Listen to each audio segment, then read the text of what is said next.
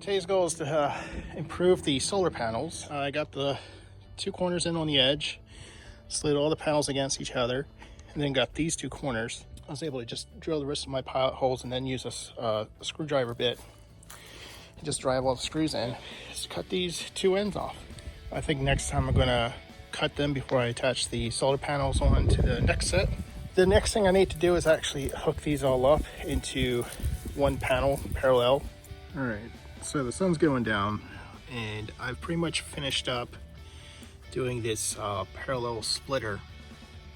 I'm just using my automotive terminals here. All right, I've gone ahead and cleaned everything up, and I decided to go ahead and set the rest of the panels up. So there's a new plug here, my briefcase. This is something I got, I think, like maybe 10 years ago. This is the first time I've used it, mainly because I was very confused about solar way back then. I was always very interested, but you know, it's much more difficult to get into it back then as it is now. Ideally, you should not mix and match panels. I did get my Arco Power polycrystalline panels, or at least I got the first package of 4.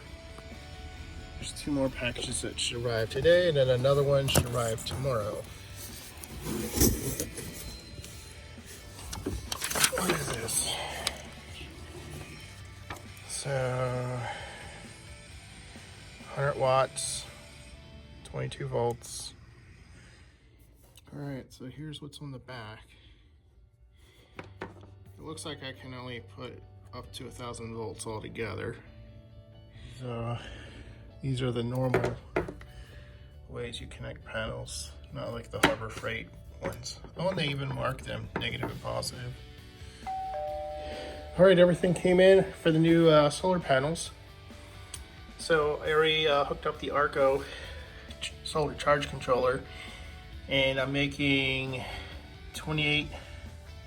about 28 watts. I was able to squeeze the 2 extra wires in between the garage door trim, so the garage door actually does go down all the way.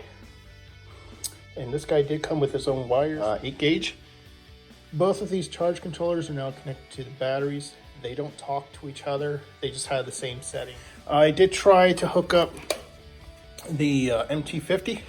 It's just not getting a response. I found that the you can activate your warranty and they'll give you a new MT50 controller data monitor guy, and they're also going to send me a temperature controller.